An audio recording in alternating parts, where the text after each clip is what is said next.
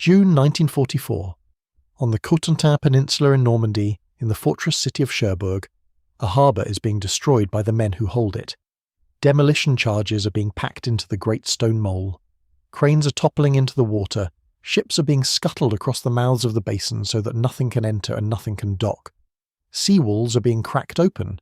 The machinery that lifts cargo, the pipes that carry fuel, the cranes that swing shells from ship to shore, all of it is being methodically ruined. This is not panic. This is policy. The order has come down from the highest level and it is precise. Leave the enemy not a harbour, but a field of ruins. The German command understands the logic of it completely, because it is the logic every one of them has been taught their entire professional lives. An army that lands on a beach is an army on a leash. It can only reach as far as the fuel and the shells and the food that can be dragged across open sand behind it. Sooner or later, always, it must capture a working port, because only a port can move the oceans of supply that a modern, mechanized army drinks every single day. Deny the enemy the port and you deny him the war. So the Germans are wrecking Cherbourg with the same care a surgeon brings to an operation. When the Americans finally take the city a little over a week later, the American engineer who inspects the harbour will describe it as the most complete, intensive, and best planned demolition in the whole of history. The German admiral who directed it will be given one of his country's highest decorations for the thoroughness of the destruction, awarded by radio the day after he's captured, and the German command in the west will settle back to wait for the thing they are certain must follow. The Allied advance will slow, then it will stall, then it will starve.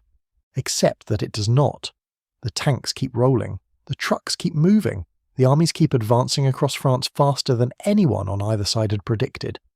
And the fuel that should not exist keeps arriving. No senior German officer can fully explain where it's coming from. Pause on that, because this is not really a story about a pipeline. This is a story about two different ways of thinking, and about what happens when one of them meets a problem it was never built to imagine. This is the story of Operation Pluto. To understand why a German general could not explain the fuel, you first have to understand what German generals believed about supply. And that belief was not stupid. It was correct. It was the accumulated wisdom of a century of professional soldiering, and inside its own frame it was very nearly perfect. The German army had studied logistics with the seriousness other nations reserve for grand battle plans. They knew, almost to the ton, what a mechanized force consumed. A single armoured division moving 100 miles could burn through something in the order of 25,000 gallons of fuel. Multiply that across a whole army, across weeks of hard campaigning, across the long roads of France, and the figure climbs into a region that is difficult to picture. Petroleum, oil, and lubricants together made up the single largest category, by weight, of everything an invading army needed. Fuel outweighed ammunition, it outweighed food. In the cold arithmetic of an invasion, fuel outweighed almost everything. And there was only one way, the Germans believed, to move fuel on that scale. You brought it across the sea in tankers, and you pumped it off those tankers at a deep water port, a real harbour with the cranes and the storage tanks and the rail connections and the sheltered water that only a proper port possessed. This was doctrine, and it was taught in every staff college and confirmed by every campaign. An amphibious invasion, in this understanding, was a race against a single clock, and the clock was fuel. The invader had a narrow window in which to seize a major port before his own momentum ran dry. If he failed to take one, or if the port he took had been wrecked beyond use, then his offensive would wither on the vine no matter how brave his soldiers were or how clever his generals.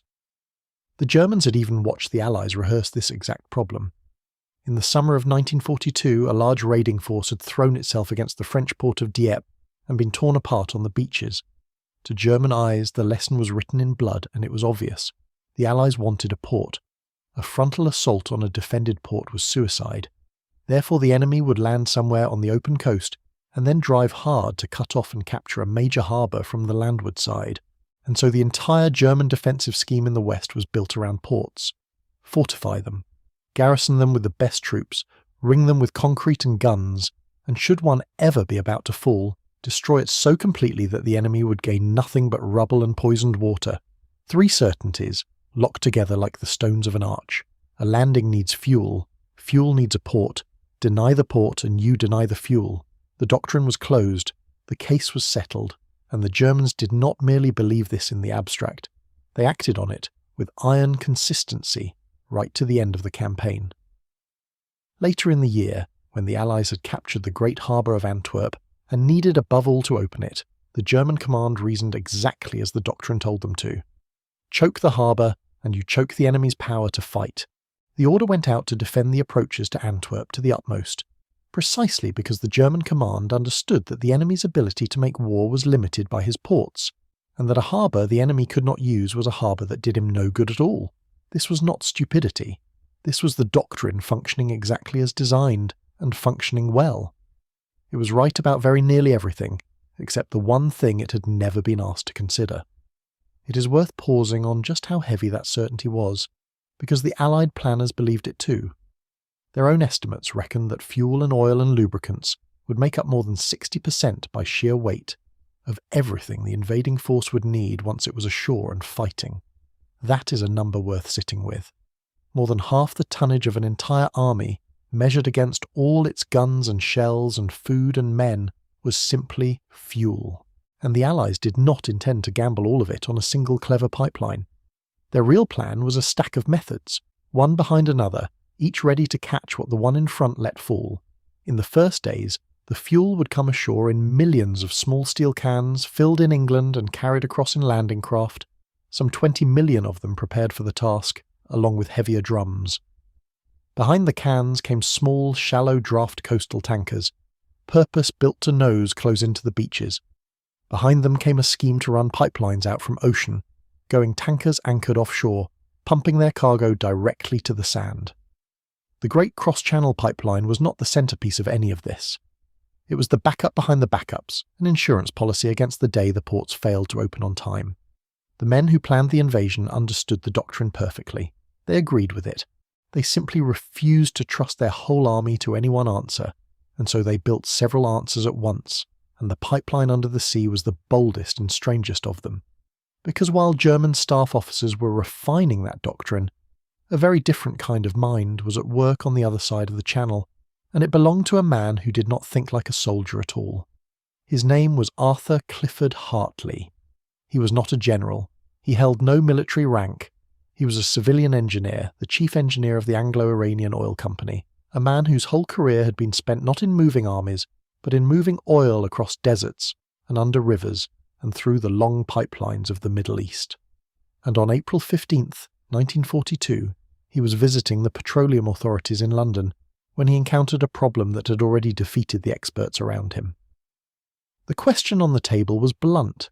Could you lay a pipeline across the floor of the sea from England to France and pump fuel directly to an invading army, so that the army would not have to depend on capturing a port at all? The idea itself did not begin with Hartley. Some weeks earlier, the head of Combined Operations, Vice Admiral Lord Louis Mountbatten, had put almost exactly that challenge to Geoffrey Lloyd, the government minister responsible for petroleum. Mountbatten doubted the Allies could ever seize a harbour with its fuel-handling equipment intact and working, and he had asked, in effect, whether the sea itself could be made to carry the pipe. The senior advisers who first studied the question did not like it. A pipe of the ordinary industrial sort, 6 inches across or more, could not simply be unrolled across 60 or 70 miles of open water. It would have to be joined together section by section out at sea, slowly and clumsily, under the noses of enemy aircraft and coastal guns. The experts regarded the whole thing, in the careful language of the day, as not feasible by any known method. This is the moment where the story turns, because Hartley looked at the same impossible problem and saw something the others had missed. He did not think like a builder of pipes. He thought like an oil man who happened to know a great deal about a completely different technology: the undersea telegraph cable. For close to a century, Britain had led the world in manufacturing enormous continuous lengths of flexible submarine cable and paying them out across the floors of whole oceans from specialized cable ships that could steam for days, unreeling a single unbroken line behind them. So Hartley asked the question that reframed everything. What if the pipeline were built not like a pipe at all, but like a cable? What if you made it flexible and made it in one vast unbroken length and simply steamed across the channel, unspooling it behind the ship until the far end touched the coast of France? He proposed, in his own words, to make the pipe in one complete length, so that it could be laid across the sea without ever stopping. The experts had been trying to build a bridge. Hartley proposed to lay down a thread. And this is where a peculiarly British advantage came quietly into play, one that had nothing to do with the army at all. For the better part of 100 years, Britain had been the undisputed master of the undersea cable. It was British ships and British factories that had laid the first telegraph cables across the bed of the Atlantic in the 1860s, binding continents together with lines of copper and gutta percha, sunk miles beneath the waves.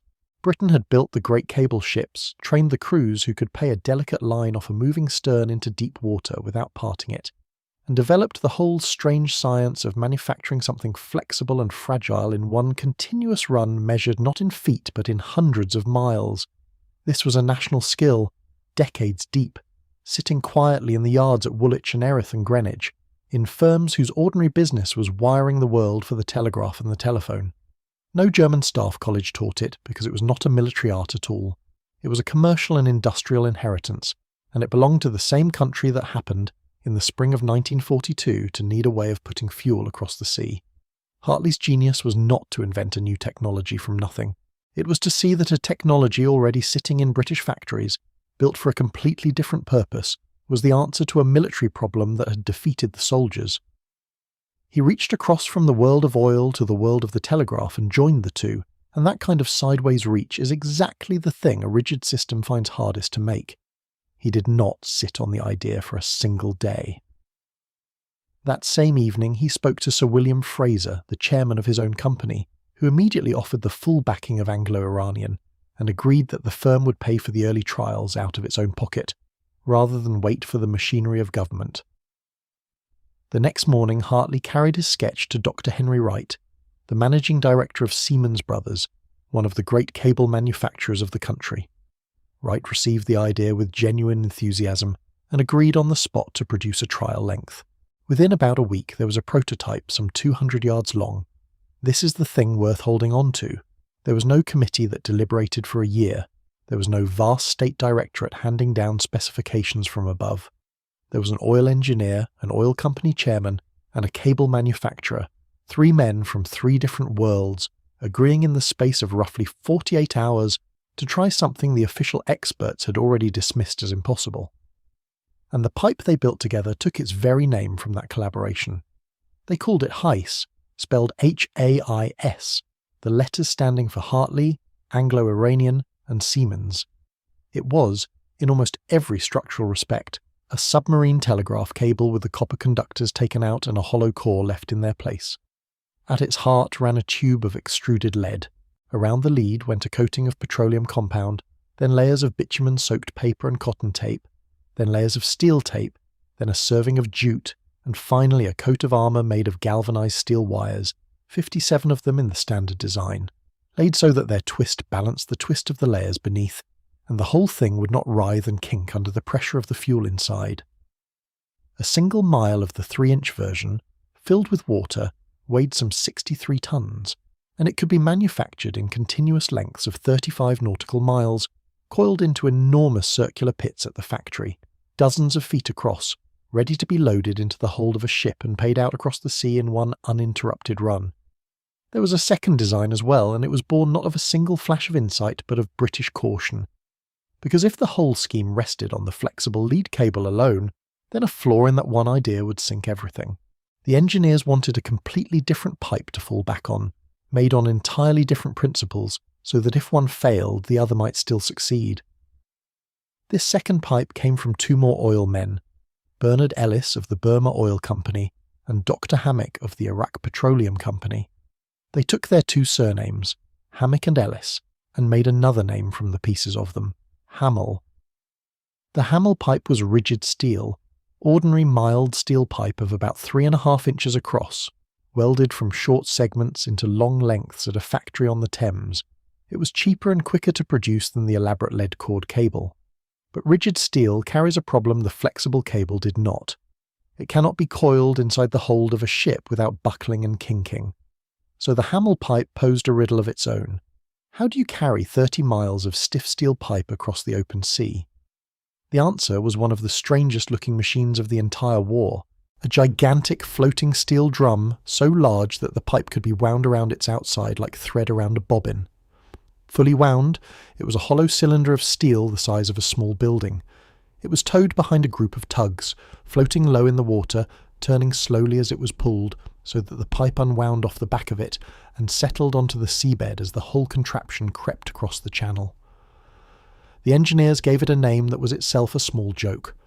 A conundrum is a riddle without an obvious answer, and this vast rotating drum was their answer to a riddle, so they named it the conundrum.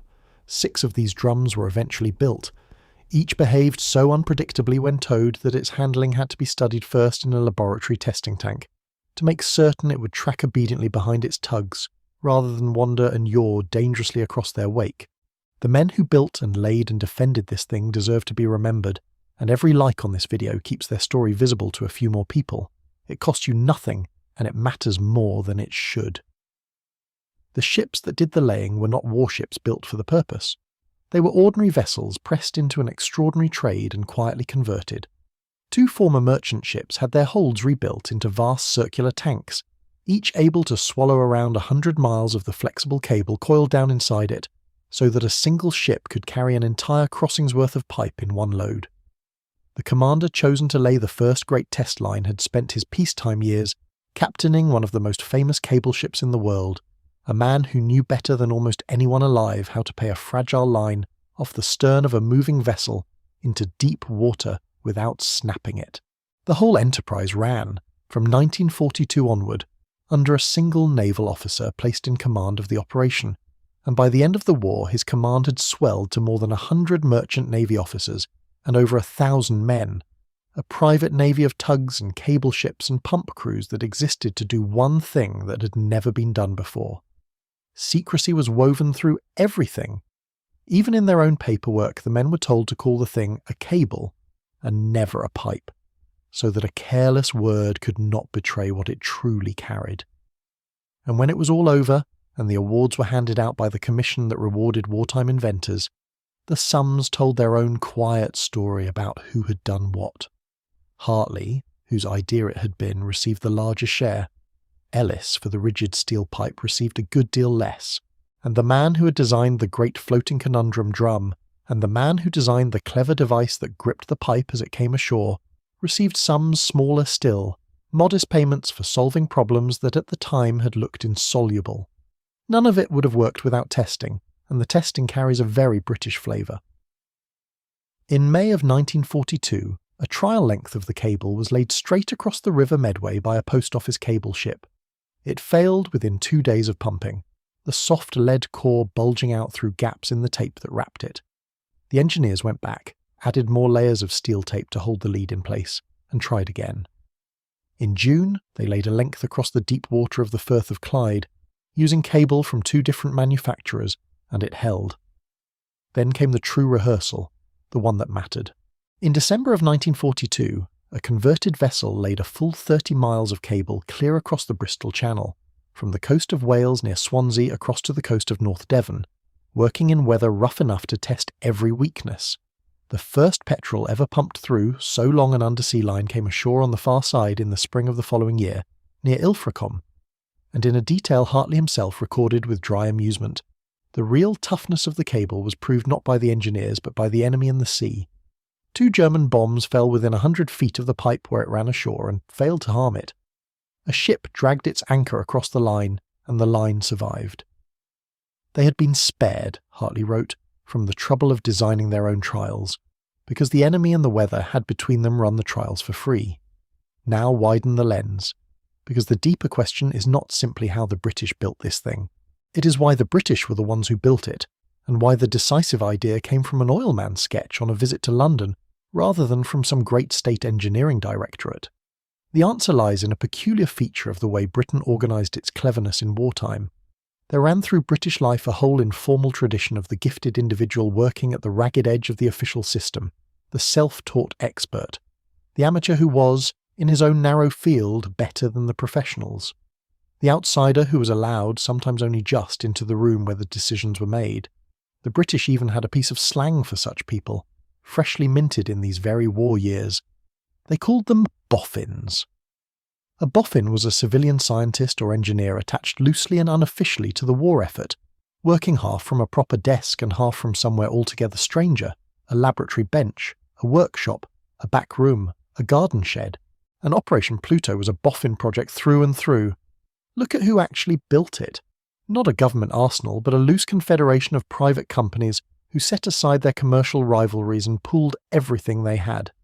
Siemens Brothers and Henleys and Calendars, the great cable makers who in peacetime competed fiercely for the same contracts, now laid their patents and their factory floors side by side. A firm that specialised in steel supplied the rigid pipe. A company far better known for building refrigeration equipment made one of the early prototype pipes. The National Physical Laboratory ran the tank tests for the towing. American cable makers were brought in to produce part of the flexible line when British capacity ran short. Hartley himself later marvelled that the firms had thrown all their resources together to get over the difficulties, and that Siemens had gone ahead and produced more cable without even waiting for the official orders and priorities to come through the proper channels. This was the same Petroleum Warfare Department that had already improvised flame weapons in the invasion, summer of 1940, when Britain stood alone and expected the enemy on its beaches at any hour. In those desperate months, the department had rigged pipes along beaches and cliff tops to turn the sea itself into a wall of fire, and had built crude flamethrowers out of little more than pumps and fuel drums, weapons of improvisation for a country that had lost most of its proper weapons at Dunkirk. And the same department would go on, later in the war, to solve a very different problem with the same instinct. British bombers returning from Germany in the small hours were being killed not by the enemy, but by fog, unable to find their own runways in the murk and crashing on approach, or running out of fuel while they circled. The department's answer was to lay lines of burning fuel along both edges of a runway, walls of flame that could consume many thousands of gallons in an hour, and lift the fog by sheer heat, so that a pilot could see the ground and land. It worked, and it saved a great many crews. Hartley himself had a hand in that scheme too. It was a culture that trusted improvisation, that kept a door propped open for the unattached expert with an unlikely idea and the nerve to push it, and that was willing to burn a fortune in petrol to bring a bomber crew home. Now set that culture against the system on the other side of the channel. German wartime engineering was magnificent, but it was magnificent in a completely different way. It was hierarchical. It was driven from the top by specifications handed down through vast state and corporate structures. It ran through great industrial combines and armament ministries, and the will of a handful of powerful men, and within that paradigm it produced extraordinary things. The finest tanks of the war, the first true ballistic missile, submarines a generation ahead of their rivals. But it did not easily produce an Arthur Hartley. A lone oil engineer with a sketch and a strange analogy borrowed from the world of undersea cables would have struggled to get that idea past the layers of authority stacked above him. This is not a claim that German engineers were worse than British ones. They were not. It is a claim about the shape of the two systems and the room each left for the unexpected. There were brilliant German outsiders too, men who built working jet engines and early computing machines in the teeth of official indifference. They existed. They simply did not flourish, because the patronage ran through a rigid chain of command, and an idea that did not fit the specification handed down from above tended to die quietly, before anyone with power ever heard it. The British, for all the genuine obstruction their own ministries could throw up, had left a little space for the amateur, the improviser, the man in the oil company who thought sideways. That space is precisely the thing German doctrine could not account for. You can plan against an enemy's factories and count his divisions. You cannot easily plan against his imagination.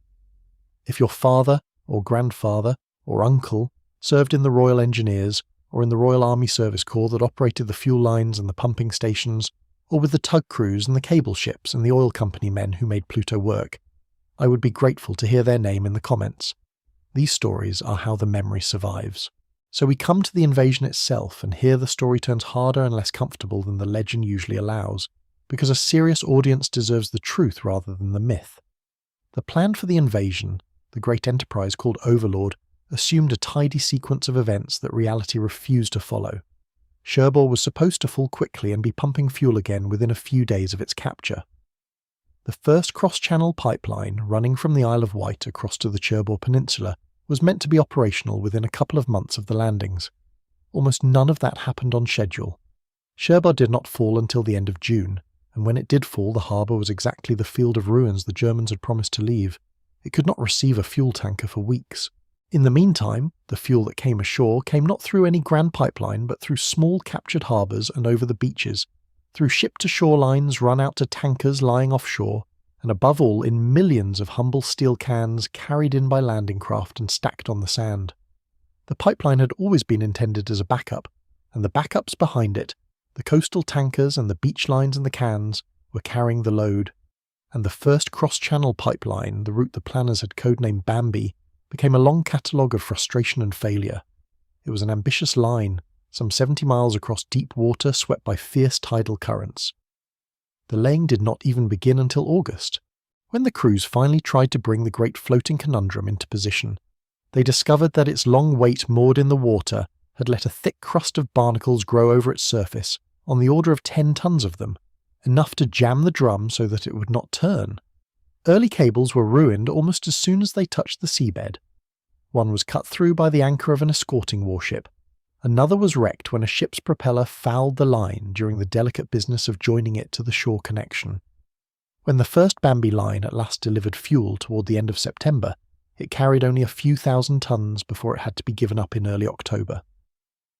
As a cure for the fuel crisis of that summer, Bambi arrived late and delivered little. The honest verdict is that it very nearly did not work at all, and here is the part the popular retelling almost always gets wrong, so it deserves saying plainly and once. During the very weeks when the Allied advance was most desperate for fuel, in the late summer of 1944, Operation Pluto was contributing essentially nothing. After the breakout from the Normandy beachhead, the American and British armies raced across France far faster than any supply planner had dared to imagine, and in doing so they outran their own fuel. General Patton's Third Army, tearing eastward toward the German frontier, was suddenly rationed, its daily fuel allotment slashed at the exact moment it most wanted to run flat out. Patton put it in the blunt words that have followed him down the years. His men, he said, could eat their belts, but his tanks had to have gas. Yet the striking thing, the thing that reveals what was really going on, is that fuel was not actually scarce in France that summer. The great depots back in Normandy were full to overflowing. The problem was not production, and it was not a shortage of fuel in the country. The problem was distribution, the sheer physical difficulty of hauling fuel forward across hundreds of miles of liberated road to armies that moved further away with every passing day. The stopgap answer to that was not a pipeline sleeping on the floor of the sea.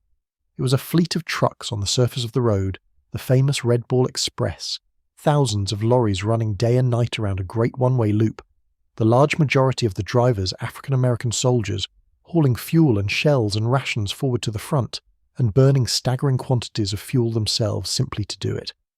At its height, the operation ran nearly 6,000 vehicles and moved many thousands of tons a day, and it consumed on the order of 300,000 gallons of fuel every day just to keep itself in motion, an engine that ate a large share of what it carried. The men who ran it understood exactly what was at stake. One American general charged his drivers never to let it be said that a lack of supplies had stopped an advance that the Germans themselves could not stop. It was a heroic improvisation, and like Pluto, it was a way of buying time, of stretching an overlong supply line just far enough, just long enough, until the real solution could be brought into play. And the lasting answer, the real and permanent cure, turned out to be a port after all, exactly as the old doctrine had always insisted. The great port of Antwerp. The city itself fell almost undamaged in early September, its docks captured before the Germans could wreck them, a great prize dropped into Allied hands. And then it sat useless for nearly 3 months, because a port is worthless if the enemy holds the sea lane that leads to it, and the Germans held both banks of the long estuary that ran from Antwerp down to the open sea. Clearing those approaches, the grim battle of the Scheldt estuary, cost the Canadian-led armies many thousands of casualties, some 13,000 in all, fighting through flooded polders and across cold grey water, before the first supply convoy could finally sail up to the Antwerp quays at the very end of November. The commander who had directed the northern campaign admitted afterward, with unusual candour, that he had underestimated how hard opening those approaches would be. The doctrine had its revenge in that admission. The port was everything, exactly as the Germans had always insisted, and taking the harbour intact had counted for nothing until the sea road to it was cleared at a bloody price. So the doctrine the Germans believed in was not wrong, and this is worth being fair about. A great sustained advance really did depend, in the end, on opening a great port. Where the Germans failed was not in the logic, it was in imagination. They had never conceived that the enemy might build extra and unexpected ways to buy himself time while he waited for that port to open, ways that did not fit anywhere in the doctrine. A pipeline lying invisible under the sea was one of those ways, and the second attempt at building one succeeded exactly where the first had failed. It is easy, telling it now, to make the laying sound simple, a ship steaming gently from one coast to another while a line pays out behind it. It was nothing of the kind. The narrow crossing near the eastern end of the channel was among the most dangerous stretches of water in the war. The high coastal guns on the French cliffs at Cap Gris-Nez could reach far out to sea and drop shells among the tugs and cable ships as they crept along at only a few knots, unable to dodge, tethered to the pipe they were laying. The water was thick with mines. A cable ship laying pipe cannot zigzag or run for safety.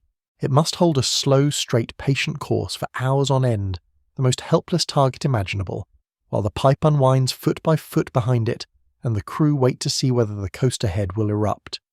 The speed of the whole idea, the ability to lay a crossing in a single unbroken run rather than fumbling pipe together in the water over days, was not merely elegant engineering. It was the difference between a crew that got across and a crew that did not. And even so, the naming followed a pattern that hints at how the crews thought of these ventures. The operation as a whole was Pluto after the Disney dog. The first route was Bambi and the second Dumbo, small and improbable creatures for a scheme that carried the fuel of armies. The second route was codenamed Dumbo, and it ran from Dungeness on the Kent coast across the narrowest part of the whole channel to a landing point near Boulogne, a distance of only about 30 miles. Everything that had doomed the long Bambi route now worked in Dumbo's favour. The crossing was short, the water was shallower, and crucially it was laid later, once the crews had learned their difficult trade the hard way, on the failures that came before them. Dumbo began pumping toward the end of October, and unlike its unhappy predecessor it kept on working. The difference was not luck. It was the hard-won competence of men who had failed and learned. The crews who laid the Dumbo lines were, in many cases, the same men who had struggled through the miseries of the first route, and they now knew the tricks the sea had taught them, how to keep tension on the pipe, how to read the current, how to bring a conundrum in before the barnacles could seize it, how to protect the vulnerable shore connection from the anchors and propellers that had wrecked the earlier attempts. The first successful crossing on the short route was, in its quiet way, a moment as decisive as any assault. A tug straining across a mined and shell-swept sea, with a line paying out behind it, and fuel flowing through it within days. Line after line was then laid down until 17 separate pipelines ran beneath that narrow stretch of sea. A mixture of the flexible lead cord cable and the rigid steel Hamel pipe wound off the conundrums. Each new line was a little easier than the last because each was laid by men who understood the work a little better, and that steady accumulation of ordinary skill, unglamorous and undramatic, was what finally turned a failed experiment into a working artery. The throughput climbed steadily through the winter. A few hundred tons a day at the start, then 1,000, then several thousand, until at its peak the system was delivering something close to 1 million gallons of fuel every single day. And here is a detail that the phrase pipeline under the ocean tends to hide. The pipe across the channel was only the visible dramatic middle of a far longer journey, and the sea crossing was in truth the shortest part of it. The fuel did not begin at the water's edge. It began far inland, much of it at a great refinery on the estuary of the Mersey in the northwest of England, and it travelled south and east across the whole width of Britain, through roughly 1,000 miles of pipeline that had been quietly laid across the country before the invasion, a hidden circulatory system running from the western ports toward the southern coast. Only at the very end of that long overland run did the fuel reach the disguised pumping stations on the Kent and Sussex shore, where it was pushed the last 30 miles under the sea.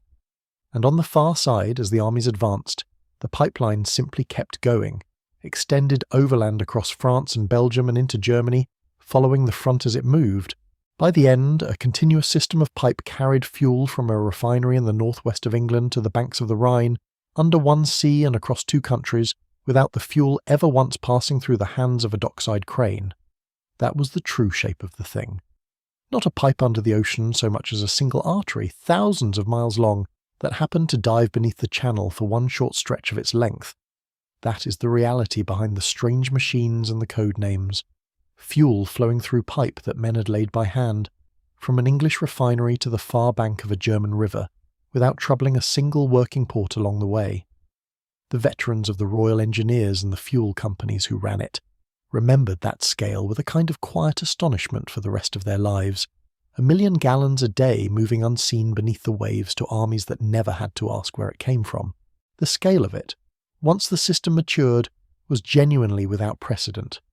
Nothing quite like it had ever been attempted before, and nothing quite like it would be attempted again for many years afterward. It was, in its unglamorous way, one of the great feats of engineering to come out of the entire war, and almost nobody outside the operation knew it was happening at all. And this brings us to the deception, which is the part of the whole affair that the German command genuinely never penetrated at all. Because for all their doctrine, and all the skill of their intelligence services, the Germans never located the English ends of the pipelines, and that was no accident of luck. The pumping stations that drove the fuel across the sea were not obvious fortified installations. They were hidden in plain sight along the English coast, dressed up as the ordinary furniture of a quiet seaside town. A pumping station might be concealed inside what appeared to be a modest bungalow, or a garage, or a working gravel pit. One was disguised as an innocent little shop selling ice cream.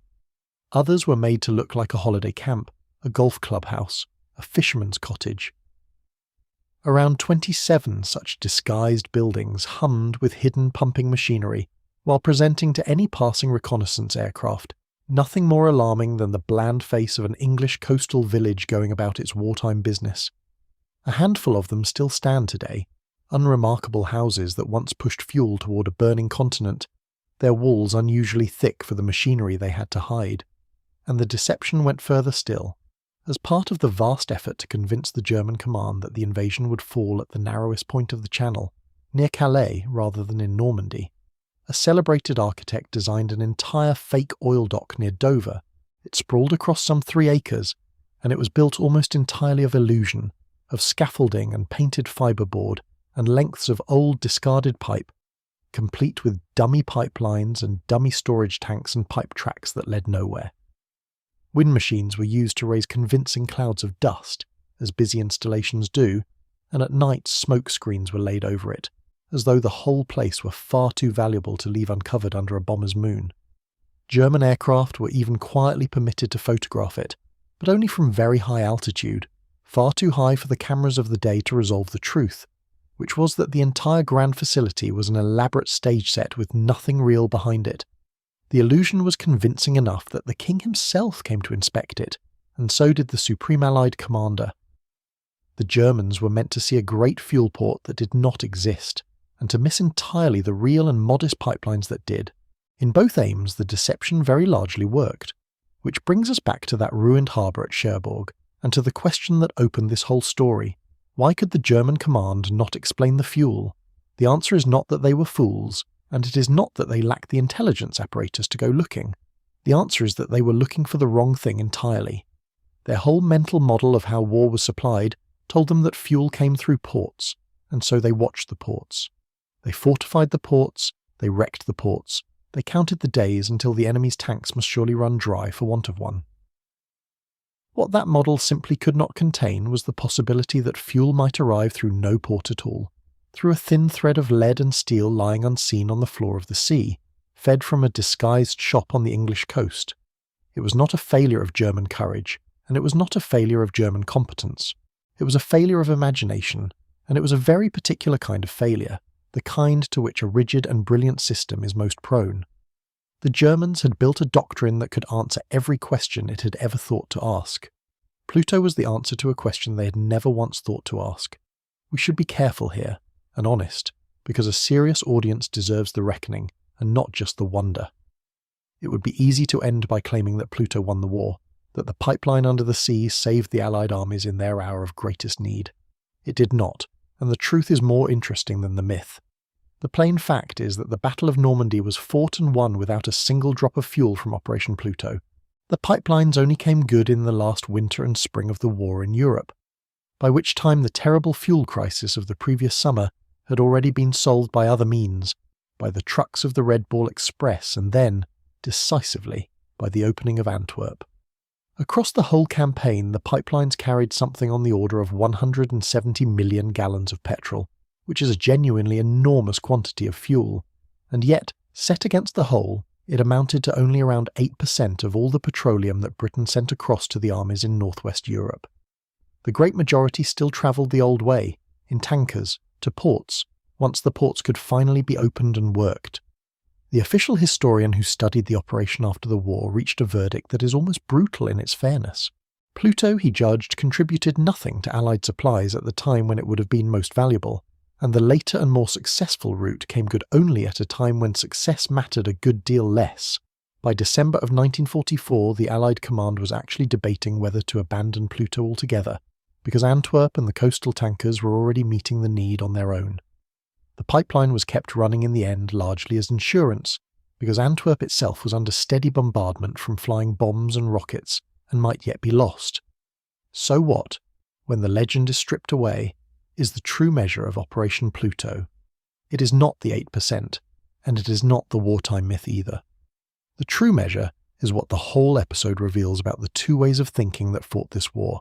The Germans possessed a doctrine that was complete, consistent and correct against every threat it had ever imagined, and they defended their ports with real skill and real courage. The men who so thoroughly wrecked Cherbourg did their soldiers' work superbly well. The verdict against them is not that they were poor engineers or poor soldiers, because they were neither. The verdict is structural. A system built wholly on specification and hierarchy is a system that can only answer the questions it has already learned to ask. And Pluto was the answer to a question that system had never asked. The British, for their part, had something more dangerous than a better doctrine. They had a tolerance for the outsider. They had a little space in which an oil engineer could stand in front of a chart of the channel and think, unexpectedly, about undersea cables, and be listened to inside 48 hours by a company chairman and a cable manufacturer, and be holding a working prototype inside a week. That is the thing the German command could not explain and could never have explained, because the thing they were up against was not a weapon or a tactic at all. It was a habit of mind. The cost of it should not be tidied away at the end, as though ingenuity cancels grief. This was not a bloodless triumph of clever engineering. Every mile of pipe resting on the seabed depended on the labour of men working in real danger, the crews of the tugs and the cable ships out in a channel thick with mines, and within reach of enemy guns, the Royal Engineers and the fuel company men who built and ran the installations on both shores, more than 1,000 of them under a single naval command by the war's end, and the fuel they pushed across the water fed a war that was killing people on a scale no pipeline statistic can ever soften. The armies that ran on that fuel liberated a continent, and they did it through towns and fields where soldiers and civilians alike were dying every day the advance went on. The engineering was ingenious. The cause was just. Neither of those truths makes the human cost anything less than terrible, and it is not the business of this story to pretend otherwise. One last point deserves to be made plainly, because the claim in the title of this video is a strong one, and you are owed the truth behind it. No German record anywhere names Operation Pluto. As far as anyone has ever been able to establish, no German commander knew the pipeline by that name, or understood what it was while the war was being fought. When we say the German generals could not explain the fuel, we do not mean that they stared at intercepts about a pipeline and scratched their heads. We mean something deeper and better documented than that. We mean that their whole understanding of how the enemy could be supplied had no place in it for what the Allies actually did. That understanding is preserved in their own words. The naval advisor to the German commander in the West wrote afterward that there had never, from the very beginning, been any doubt in German minds that the Allies would soon need a large port, and yet would not dare to seize one by direct assault after the lesson of Dieppe, and that it was therefore only logical to expect them to land on open beaches and drive to cut a major harbour off from the land. That was the whole doctrine, set down by a man who had helped shape the defence. And the senior field marshal who commanded in the West admitted plainly under interrogation, once it was over, that the Germans had probably not even known about the great floating harbours the Allies towed across the Channel and assembled off the beaches. He said that he at least had not known. He confessed himself puzzled by the very choice of the invasion coast, because his framework assumed the landings could only be aimed at seizing a harbour, and he could not at first see which harbour the enemy could possibly mean. His reasoning was sound. His framework was sound. The framework simply had no room in it for an enemy who had decided he could do without the harbour for a while, and who had built a hidden way to keep himself supplied until the harbour came. The bafflement, in other words, was real. It is written down in the memoirs and interrogations of the men who felt it. What no German ever wrote down was the name of the thing that helped cause it, because that thing was one of the best kept secrets of the war. The last of the Dumbo lines went on pumping into the summer of 1945, past the end of the war in Europe, until at last the fuel was no longer needed and the strange machinery could fall silent. And then came a final chapter that almost no one remembers, because it was the opposite of dramatic. The pipe on the seabed was worth money. The flexible cable in particular was wrapped in thousands of tons of lead, a valuable metal that Britain, broken exhausted by 6 years of war, could not afford to leave lying on the floor of the Channel. So, in the years just after the war, salvage vessels went back out over the routes and began the patient work of hauling the lines up again, reeling in mile after mile of pipe, stripping out the lead and carrying it home. One of the salvage ships used for the task was itself a former enemy tanker, taken as a prize. Of all the lead that had been laid across the seabed, the great majority was recovered, tens of thousands of tons of it, wound back up out of the sea almost as quietly as it had been laid down. The war ended not with the pipeline standing as a monument, but with it being carefully taken to pieces and sold for scrap, which is perhaps the most honest ending such a practical, unglamorous, brilliant piece of improvisation could have had. What survives now is a scatter of ordinary houses along the English coast, a few preserved lengths of pipe in museums, and a question worth carrying away from all of this. The Germans asked how long an army could last without a port, and they answered that question brilliantly and defended their answer to the bitter end. The British asked a wholly different question.